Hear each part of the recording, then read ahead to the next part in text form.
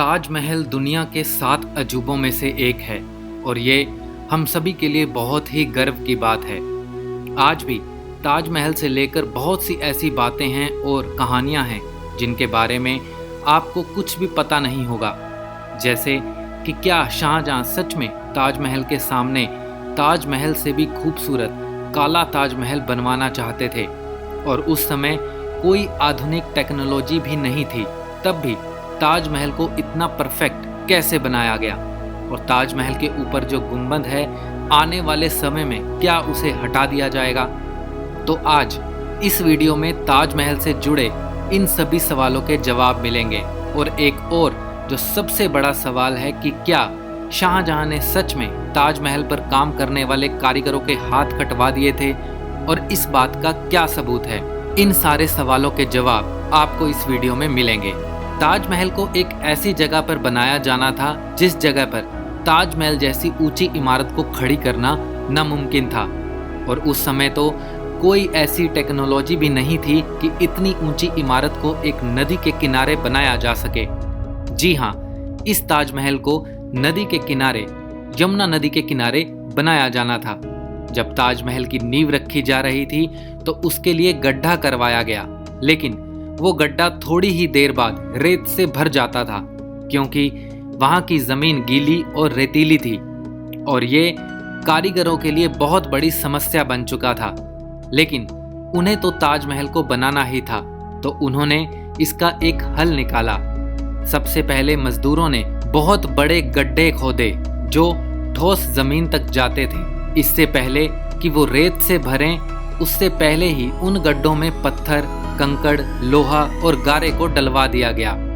इसके अलावा गड्ढों में आबनूस और महागनी लकड़ियों को भी डलवाया गया क्योंकि ये वो लकड़ियां होती हैं जिन्हें जितनी ज़्यादा नमी मिले वो उतनी ही ज़्यादा मजबूत होती चली जाती हैं। इसीलिए उन गड्ढों को मजबूत करने के लिए इन लकड़ियों को भी डाला गया और जब इतनी बड़ी इमारत की नींव मजबूत होगी तो उसे कितना भी बड़ा बनाया जा सकता है। ताजमहल को बनाने की ये सबसे बड़ी दुविधा कि इसे कैसा बनाया जाए, इस पर कारीगरों ने जीत हासिल कर ली। आपने जब ताजमहल को देखा होगा तो आपको लगता होगा कि ये ठोस पत्थर से बनी हुई इमारत है, लेकिन ऐसा नहीं है। यह साधारण स्टोन से ही बनी है। बस इसके ऊपर से संगमरमर के पत्थर को और लाल पत्थर को लगाया गया है, लेकिन ये किसी भी तरह से कम मजबूत नहीं है। लाल पत्थर के ऊपर नक्काशी का काम किया गया है जो 10वीं सदी से भी पहले से ही भारत में होता आ रहा है और भारत में पत्थर तराशने का हुनर दुनिया में सबसे ज़्यादा विख्यात है। ताजमहल की बारीकियों पर बहुत ज़्यादा ध्यान दिया गया था। संगमरमर के पत्थरों को पतले तार से काटा जाता था। इन्हें काटने के लिए रेत और पानी, इन दोनों चीज़ों का इस्तेमाल किया जाता था। आज भी ताजमहल पर कहीं भी मरम्मत का काम चल रहा होता है तो उस जगह पर किसी भी नई टेक्नोलॉजी का इस्तेमाल नहीं किया जाता।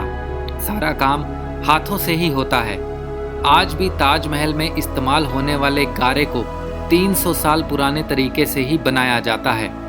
जब ताजमहल बनकर पूरा हुआ उस समय ताजमहल में 28 तरह के बेशकीमती पत्थरों को लगाया गया था, जिसमें से जेड और क्रिस्टल को चाइना से मंगवाया गया, लेपिस लेसली को अफगानिस्तान से, टेराकोइस को तिब्बत से, सफ़ायर को श्रीलंका से, जस्पर पंजाब से और कर्लिनियन को अरब से मंगवाया गया था। आप लोगों ने ताजमहल से जुड़ी एक कहानी सबसे ज़्यादा सुनी होगी कि शाहजहां ने ताजमहल बनाने वाले कारीगरों के हाथ कटवा दिए। ये कहानी सच नहीं है, ये सिर्फ एक अफवाह थी। लेकिन शाहजहां ने ताजमहल पर काम करने वाले कारीगरों को जिंदगी भर की पगार देकर उनसे एक करारनामा लिखवाया कि वो ताजमहल जैसी दूसरी इमारत कभी नहीं बनवाएंगे। इस बात का सबूत यह है कि जिन लोगों ने ताजमहल पर काम किया उसमें से कुछ लोगों ने दिल्ली के लाल किले पर भी काम किया था। अगर उनके हाथ नहीं थे तो वे काम कैसे कर पाते? यह इस बात का सबसे बड़ा सबूत है। कहते हैं शाहजहां ने अपने जीते जी एक और ताजमहल बनवाना चाहते थे जो कि ताजमहल के ठीक सामने ही होता। इसे बनवाने का काम शुरू भी हो चुका था, लेकिन शाहजहां के बेटे ने उन्हें गिरफ्तार करवा दिया क्योंकि शाहजहां ने उस समय ताजमहल को बनाने में 4 करोड़ रुपए लगा दिए थे। उन 4 करोड़ रुपयों की कीमत आज के समय में 57 अरब 60 करोड़ रुपए होगी। ताजमहल में इतना रुपए लगाने के बाद शाहजहां एक और ताजमहल बनवाना चाहते थे। इसी वजह से औरंगजेब ने शाहजहां को गिरफ्तार करवा दिया, क्योंकि अगर ऐसे ही सारा पैसा ऐसी इमारतों पर लगा दिया जाता तो साम्राज्य चलाने के लिए उनके पास कोई पैसा ही नहीं बचता। ऐसा नहीं था कि काले ताजमहल को असली ताजमहल से कम खूबसूरत बनवाया जाता। यह बनने के बाद और भी ज़्यादा खूबसूरत लगता, जिसे बनाने में और भी ज़्यादा पैसा लगता। जैसा कि आपको बताया गया है कि इस ताजमहल को बनाने का काम शुरू हो चुका था, तो उसकी जांच करने के लिए जब उस जगह की खुदाई की गई जहां इसे बनवाया जाना था, तो वहां ऐसा कोई भी सबूत नहीं मिला जिससे ये पता चल सके कि इस जगह काले ताजमहल को बनाने का काम शुरू हुआ था।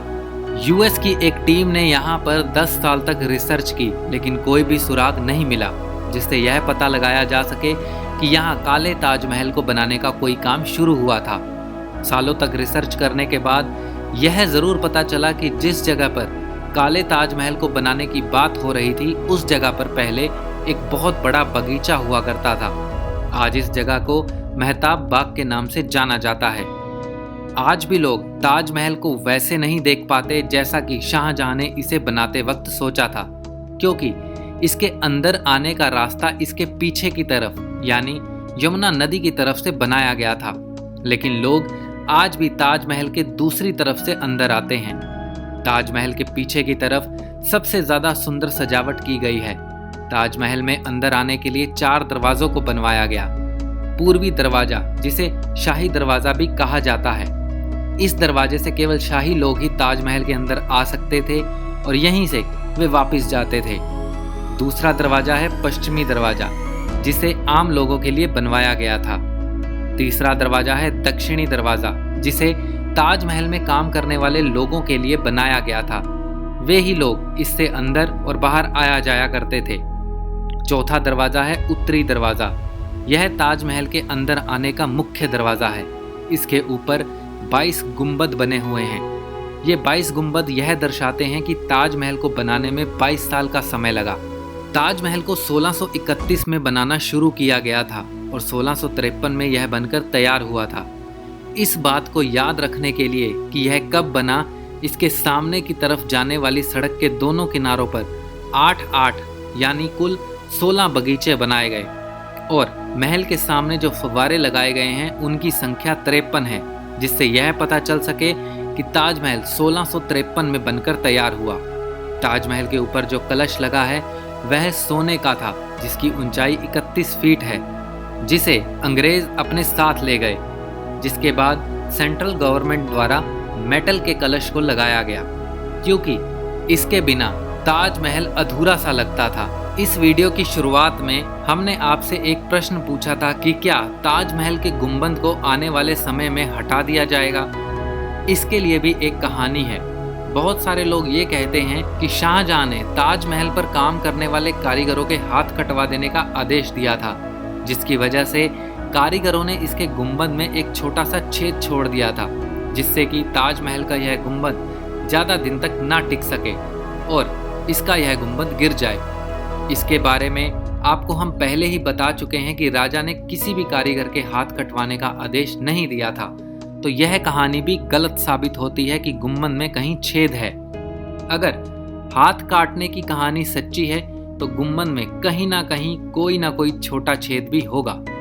आपको क्या लगता है कि ये दोनों कहानियां सच हैं या नहीं? कमेंट में हमें ज़रूर बताएं। तो दोस्तों, ये थी हमारी आज की जानकारी। उम्मीद करते हैं आपको बहुत पसंद आई होगी। अगर ये वीडियो आपको पसंद आई है तो इसे लाइक कीजिए, शेयर कीजिए, हमारे चैनल को सब्सक्राइब कीजिए और अपने सुझाव हमें कमेंट बॉक्स में भेजिए। धन्यवाद।